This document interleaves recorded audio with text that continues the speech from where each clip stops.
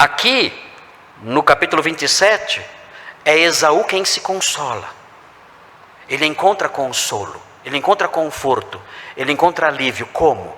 Pensando em matar. Irmãos, nós temos na palavra de Deus orientações muito precisas acerca do modo como nós funcionamos, como é o funcionamento dentro de nós. E a Bíblia faz uma distinção muito clara entre o funcionamento do homem sem Deus, como funciona o seu coração, o seu entendimento, a sua consciência, e o modo como os crentes funcionam, ou devem funcionar, ou têm condições de funcionar dentro. Eu mencionei para os irmãos na semana passada, eu falei sobre alguns personagens, alguns homens de destaque, dentro de um movimento chamado puritanismo. Os puritanos, eles tentavam incentivar os crentes, as pessoas em geral, especialmente os crentes, a olhar para as suas afeições, o que traz deleite para você. Aqui nesse texto nós temos um claro exemplo de alguém que se deleitava em pensamentos assassinos, se confortava, encontrava alívio e conforto e alegria em pensamentos assassinos. E esses homens do passado, do século XVII, na Inglaterra e nos Estados Unidos, a princípio na Inglaterra, depois nos Estados Unidos, esses homens enfatizavam isso. Eles diziam o seguinte: olha, nós temos que estar sempre atentos para as nossas afeições.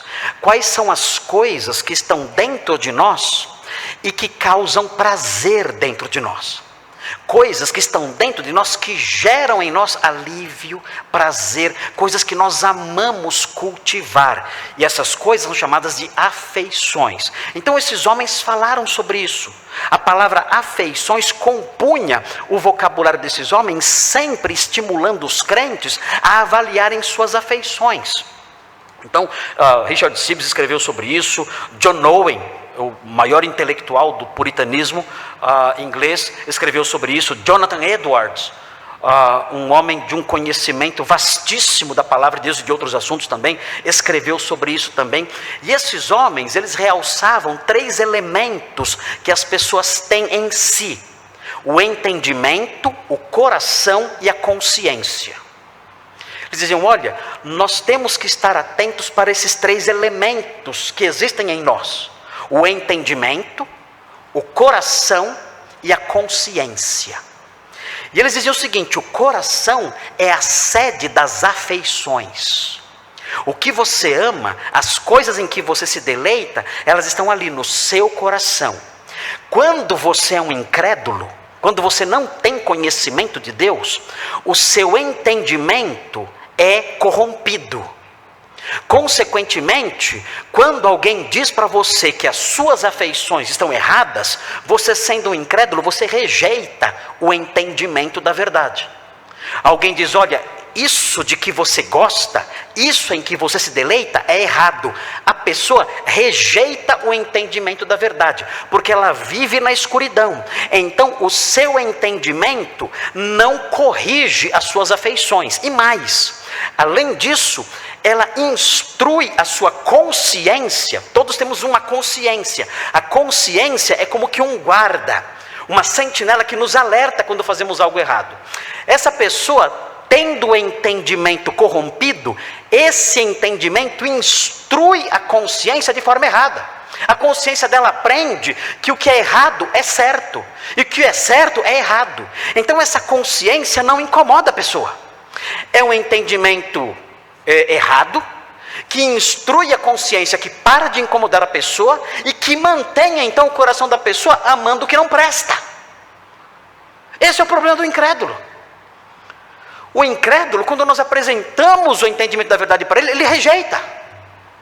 Rejeitando o entendimento da verdade, ele não tem condições de corrigir sua consciência e instruir sua consciência, para que a sua consciência alerte a pessoa quando algo realmente está errado.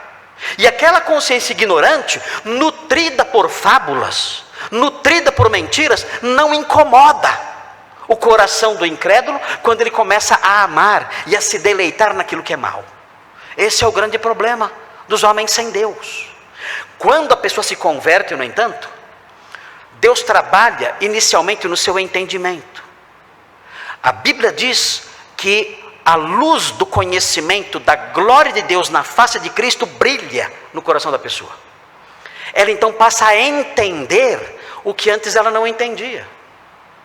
E tendo essa luz de entendimento, tendo essa luz de conhecimento, então ela passa a instruir a sua consciência de modo correto. A sua consciência então começa a receber informações certas. E com essas informações certas, a consciência começa a alertar o coração, dizendo: olha, isso em que você se deleita, está errado. Você se deleita em imoralidades? A consciência agora, instruída pela verdade, diz: isso está errado, abandone isso. Mas eu não consigo abandonar isso. Mas você tem que ter consciência de que isso é errado e que tem que ser abandonado. Comece a trabalhar para abandonar isso. Comece a trabalhar para fugir disso. Comece a trabalhar para que essas coisas desapareçam do seu interior. Você tem que fazer isso. Você tem que trabalhar para que essas coisas desapareçam ou sejam mortificadas dentro de você.